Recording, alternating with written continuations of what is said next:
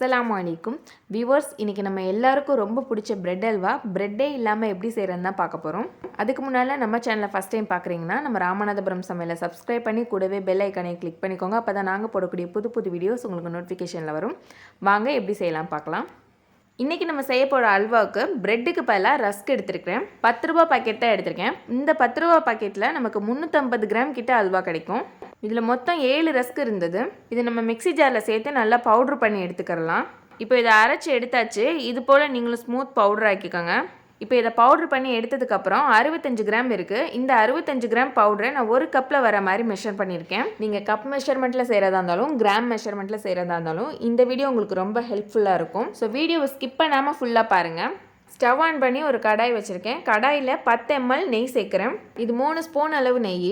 இதில் 5-6 முந்திரி பருப்பை வறுத்து எடுத்துக்கிறலாம். உங்களுக்கு கிஸ்மிஸ் பிடிக்கும் அப்படின்னா நீங்கள் அதையும் சேர்த்துக்கரலாம். இல்லை வேறு ஏதாவது ட்ரை ஃப்ரூட்ஸ் சேர்க்குறதா இருந்தாலும் சேர்த்துக்கரலாம். நான் இன்றைக்கி முந்திரி மட்டும் தான் சேர்த்து வறுத்து எடுத்துக்கிறேன். இது கோல்டன் ப்ரௌன் ஆயிடுச்சு. இப்போ இதை எடுத்துடலாம். முந்திரி வறுத்த அதே நெய்லேயே நம்ம ஏற்கனவே பவுடர் பண்ணி வச்சுருக்கிற ரஸ்க் பவுடரையும் சேர்த்துடலாம். இப்போ இதோட கலர் ப்ரௌன் ஆகிற வரைக்கும் இதை லோ ஃப்ளேம்லேயே வச்சு வறுத்து எடுத்துக்கலாம். இப்போ இதை பார்த்தாலே தெரியும் நல்ல கலர் சேஞ்ச் ஆயிடுச்சு. பிரெட் அல்வாக்கு எண்ணெயில் ப்ரெட்டை பொரிச்சு எடுக்கும்போது நல்ல ஒரு கோல்டன் ப்ரௌனில் பொரிச்சு எடுப்போம். அந்த அளவுக்கு கலர் சேஞ்ச் ஆயிடுச்சு அப்படின்னா இதை நம்ம எடுத்துடலாம். இப்போ இது நல்லாவே சேஞ்ச் ஆயிடுச்சு. இதை வேறு பிளேட்டுக்கு மாற்றிக்கிடலாம். இப்போ அதே கடாயிலேயே நம்ம தண்ணி சேர்த்துக்கிறலாம். ரஸ்க் பவுடரை எந்த கப்பில் அளந்தீங்களோ அதே கப்பில் 1.5 கப் தண்ணி சேர்த்துக்கோங்க. இப்போ இதில் 150 ml தண்ணி சேர்த்துருக்கேன். தண்ணி நல்லா கொதி வந்த பிறகு இதில் நம்ம வறுத்து வச்சுருக்கிற ரஸ்க் பவுடரை சேர்த்துடலாம். 65 கிராமை ஒரு கப்பில் வர மாதிரி அளந்து எடுத்திருக்கேன். இப்போ இந்த தண்ணி வத்துற வரைக்கும் லோ மீடியம் ஃப்ளேம்லேயே வச்சு அடிப்பிடிக்காத மாதிரி கையை எடுக்காமல் கலந்துக்கலாம்.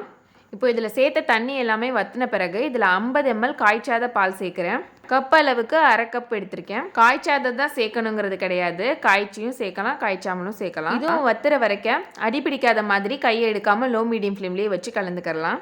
பால் திக்காகிற இந்த ஸ்டேஜில் 4 ஏலக்காயை தட்டி சேர்த்துக்கிறேன். உங்ககிட்ட ஏலக்காய் பவுடர் இருக்குன்னா 1 ஸ்பூன் சேர்த்துக்கோங்க. சேர்த்த பால் எல்லாமே வற்றி திக்கான பிறகு இதில் 120 கிராம் சுகர் சேர்க்குறேன். 65 கிராம் ரஸ்க் பவுடருக்கு அப்படியே டபுளாக 120 கிராம் சேர்க்கணும். கப் அளவுக்கு 1 கப் எடுத்திருக்கேன். சுகர் சேர்த்த பிறகு சுகர் மெல்ட் ஆகி கொஞ்சம் தண்ணி ஆகும். அல்வா பதம் வர்ற வரைக்கும் இதை கைவிடாமல் கலந்துக்கிறலாம். திக்காகி வர இந்த ஸ்டேஜில் 3 ஸ்பூன் அளவு நெய் சேர்க்குறேன்.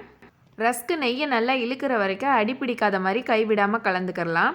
இப்போ அல்வா ஸ்டேஜுக்கு நல்லா திக்காயிருச்சு. இந்த ஸ்டேஜில் வறுத்து வச்சுருந்த முந்திரியை 2-3 கட் பண்ணி சேர்த்துக்கிறேன். உங்களுக்கு நெய் ஃப்ளேவர் ரொம்ப பிடிக்கும் அப்படின்னா இன்னும் 2 ஸ்பூன் கூட சேர்த்து கலந்துக்கலாம். இப்போ இது நல்லாவே திக்காயிருச்சு. பாத்திரத்தில் எந்த பக்கமும் ஒட்டாத மாதிரி அல்வா பதத்துக்கு வந்துருச்சு. ஸ்டவ் ஆஃப் பண்ணிட்டு இதை பவுலுக்கு மாற்றிக்கிறலாம்.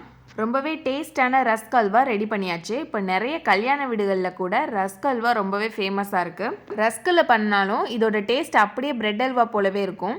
கண்டிப்பாக நீங்களும் ட்ரை பண்ணிவிட்டு எப்படி இருந்ததுன்னு கமெண்டில் சொல்லுங்கள். இந்த ரெசிபி உங்களுக்கு பிடிச்சிருந்ததுன்னா மறக்காமல் லைக் பண்ணி ஷேர் பண்ணிடுங்க. இது போல் சூப்பரான ரெசிபிஸை தொடர்ந்து பார்க்க நம்ம ராமநாதபுரம் சமையல் சேனலை சப்ஸ்கிரைப் பண்ணி கூடவே பெல் ஐக்கானே கிளிக் பண்ணிக்கோங்க. அப்போ தான் நாங்கள் போடக்கூடிய புது புது வீடியோஸ் உங்களுக்கு நோட்டிஃபிகேஷனில் வரும். இன்ஷா அல்லாஹ் சூப்பரான ரெசிபியோட நெக்ஸ்ட் வீடியோவில் பார்ப்போம். அஸ்ஸலாமு அலைக்கும்.